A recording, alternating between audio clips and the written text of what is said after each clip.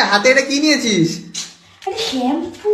ও বৌদি আমাদের স্নান করছে সাদা শ্যাম্পু দিয়ে, দাদা ভাবছে ওটা অন্য কিছু, মাথায় ভেড়ার বুদ্ধি নিয়ে। চলো রে। বুদ্ধি যদি থাকতো দাদার বইয়ের শরীর দেখিয়ে ভিডিওগুলো বানিয়ে সোশ্যাল মিডিয়াতে আপলোড করতো না। আসলে দাদার কাছে ভিডিও থেকে টাকা আর্নিং করাটাই সব, বইয়ের মান সম্মানটা কিছুই না। ঠিক বলেছো। এদিকে বৌদিও আমাদের ভিউজ প্রেমী, এখানে দাদার দোষও পুরোটা না। আসলে যাদের শিরায় শিরায় নোংরামির ছাপ লুকিয়ে রয়েছে তাদেরকে বলেও খুব একটা লাভ হয় না। আরে কি করছিস এটা?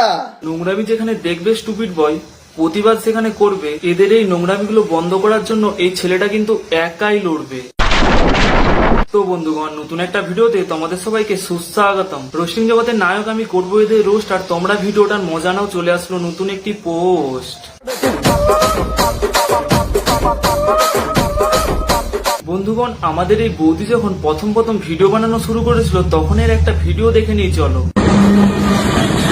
তখন বৌদি পা থেকে গলা পর্যন্ত ঢেকে ভিডিও বানাতো, আর এখন বৌদি যেটা করছে, এবার এটা দেখে তোমরা উন্নতি বলবে নাকি শরীর দেখিয়ে ভিক্ষে করা বলবে সেটা তোমরাই ডিসাইড করে নাও।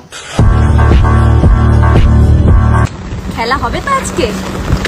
তুমি শুধু ময়দানটা রেডি করো বৌদি, খেলোয়াড় এদিকে রেডি আছে। খেলা হবে তো আজকে?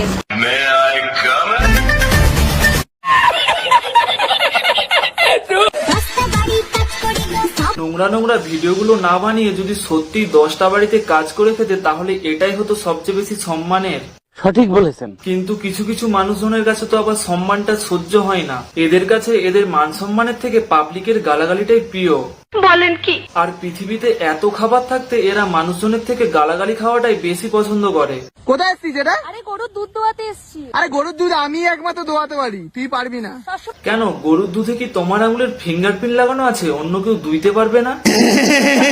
দেখো, গরু যদি সেই রকম হয়, সে অন্যের গোয়ালে গিয়েও দুধ দিয়ে আসবে, সেখানে তোমারও কিছু করার থাকবে না। আর হ্যাঁ, এখানে কেবল গরুর কথাটাই বলা হয়েছে। কারোর কোনো সমস্যা থাকলে চলে আসো, সমাধান করে দেবো। এবার আমাদের সমস্যাটা যদি তুমিই হও, তাহলে আমরা সমাধানটা পাবো কোথায়? রানুদি কিছু একটা বলবে, চলো। যেসব হেটার্সরা আমাদের বাজে কথা বলবে, ডান্ডা দিয়ে মারবো একদম। দেখো মেয়ের বুদ্ধি, টাকা দিয়ে রানু মন্ডলকে ভাড়া করে নিয়ে এসেছে। বাহ দিদি।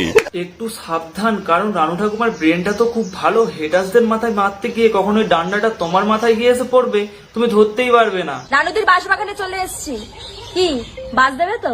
রানু ঠাকুমা আর কি বাঁশ দেবে বৌদি, আসল বাঁশ তো জীবন তোমায় দিয়ে দিয়েছে। তাই তো বিয়ের পর সংসার চালানোর জন্য শরীর দেখিয়ে টাকা ইনকাম করতে হচ্ছে। পাশে যে ছেলেটাকে দেখছো, ও দেখতে শুধুমাত্র মানুষ, কিন্তু আসলে একটা অমানুষ। এইটা কেমন কথা? কেন বললাম এই কথাটা সেটা তোমরা নিজের চোখেই দেখে নাও। এ মা, স্নান করেছে কিচ্ছু পড়েনি। বউ কিছু পড়েনি, বউকে একটা কাপড় না দিয়ে ওই না পড়া অবস্থার ভিডিও বানিয়ে ছেলে সেটা সোশ্যাল মিডিয়াতে আপলোড করছে। লজ্জা লাগা দরকার। মানে সত্যি দাদা, তোমার মতো এরকম দায়িত্ববান পুরুষ পৃথিবীতে খুব কমই আছে। এবার তোমরাই বলো বন্ধুরা, যে ছেলে বউয়ের এইরকম ভিডিও বানিয়ে টাকা ইনকাম করে তাকে অমানুষ বলবো না তো আর কি বলবো?